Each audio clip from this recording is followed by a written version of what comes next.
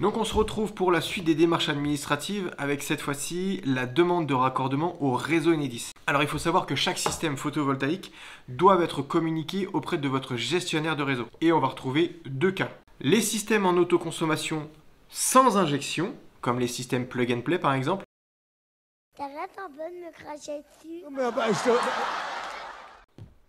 Et pour ça, on va faire une CACSI. Alors une CACSI, c'est une convention d'autoconsommation sans injection. En gros, c'est une simple déclaration, c'est rapide, c'est simple, et au moins vous êtes tranquille.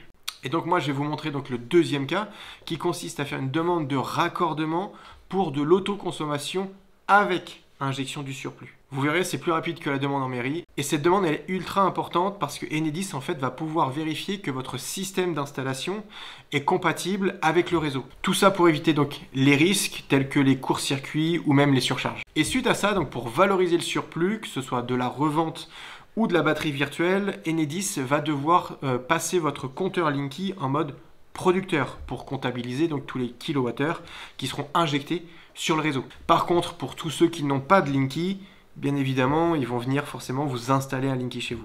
Et pour cette demande, on va se rendre donc sur connect-raco.enedis. Alors bien sûr, je te mets le lien en description de la vidéo. N'oublie pas de cliquer sur le pouce bleu avant de cliquer sur le lien. Donc on se retrouve sur connect-raco.enedis.fr. Donc on se retrouve sur cette page-là. Et pour faire notre demande de raccordement, nous, on va donc cliquer à droite sur commencer ma demande. Et donc on va choisir le type de demande, soit un raccordement, soit une modification. Nous pour le coup, on est sur une demande de raccordement pour de la production d'électricité, dont augmentation de puissance, mais là pour le coup, nous on est sur une première installation. Et donc on a cette petite pop-up qui s'ouvre, donc soit on n'a pas encore créé son compte Enedis, dans ce cas-là il va falloir créer ce compte. Encore une fois, rien de plus simple, nom, prénom, mot de passe. Et ensuite, une fois qu'on a créé son compte, on va pouvoir cliquer sur me connecter. Et on se retrouve donc sur Enedis avec les identifiants, le fameux mot de passe. Et on va pouvoir se connecter à Enedis. Et là, on a deux choix. Donc, soit simuler un raccordement, mais nous, on va plutôt choisir l'option de démarrer une nouvelle demande en ligne. Et on va mettre la ville dans laquelle on va faire l'installation des panneaux. Et donc on se retrouve sur cette page pour faire la demande de raccordement. On va commencer donc par la nature du projet. On a plusieurs choix. Donc soit c'est une déclaration d'une installation d'autoconsommation. Là c'est notamment pour tout ce qui est système plug and play par exemple.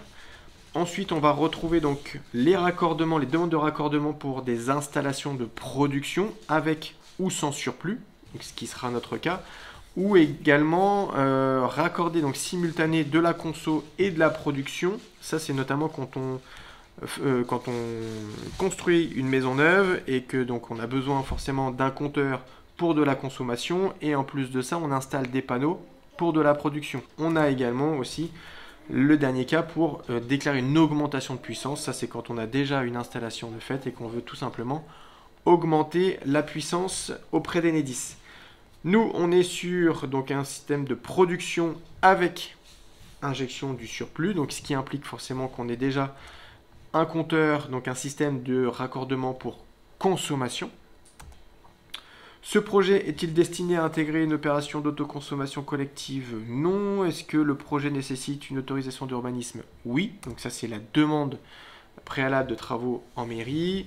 Filière de production, on est sur du solaire, technologie photovoltaïque. Et ensuite, donc, le producteur souhaite soit bénéficier de l'obligation d'achat. Donc encore une fois, ça c'est pour de l'installation avec une entreprise RGE, ce qui n'est pas notre cas. On peut céder le surplus à Enedis gratuitement? Non. Nous, on est plutôt sur de la vente de surplus.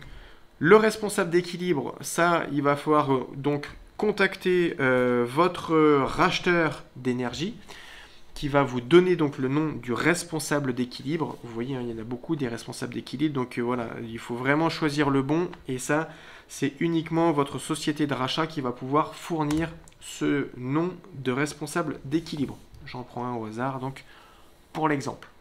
Concernant l'échéance du projet, donc il y a déjà une date qui est renseignée. J'avoue que je la laisse. concernant le contrat. Donc il existe deux contrats, le CAE ou le CUI. Contrat d'accès et d'exploitation ou le contrat unique en injection. Encore une fois, je vous conseille de contacter directement votre racheteur puisque chaque racheteur, chaque société de rachat a un type de contrat préférentiel. Tout dépend si c'est de la batterie virtuelle, de la vente de surplus. Tout dépend comment est-ce qu'ils veulent être en contact avec Enedis pour avoir du coup les index. Donc là, le conseil, c'est vraiment de contacter le racheteur de surplus qui va vous dire quel type de contrat sera à choisir. Sauf si vous avez déjà signé le contrat, dans ce cas-là, vous avez juste à cocher le bon type de contrat. Ensuite, on passe sur la localisation du projet. Donc là, on va se retrouver donc sur le plan de masse et on va tout simplement faire un zoom sur la section qui va nous intéresser. Le zoom va nous permettre donc de cliquer sur votre maison, sur l'endroit où sera installé donc les panneaux. Et le fait de cliquer sur votre maison va directement renseigner en fait l'adresse et même tout ce qui est référence cadastrale. Donc l'installation est-il prévue sur un site individuel? Et donc oui, il y a bien toutes les références cadastrales. Ensuite, est-ce que vous êtes bénéficiaire du projet? Et on renseigne donc son nom, son prénom. Également le numéro de téléphone et l'adresse mail. Normalement, elle est déjà renseignée puisque vous l'avez renseignée dans votre compte Enedis au moment de la création. Maintenant, on passe à la page suivante. Cette fois-ci, contexte de l'installation de production. Donc, est-ce que votre compteur est déjà pour un usage de consommation? Donc, oui, forcément. Et est-ce qu'il a déjà un usage de production? Normalement, si c'est votre première installation, il n'est pas encore en mode producteur. Donc, sur l'usage de production, on coche non. Les informations sur le raccordement de consommation existant. Donc, est-ce que vous êtes titulaire de votre contrat? Normalement oui. Et ensuite il va falloir renseigner donc le numéro du PDL, du point de livraison.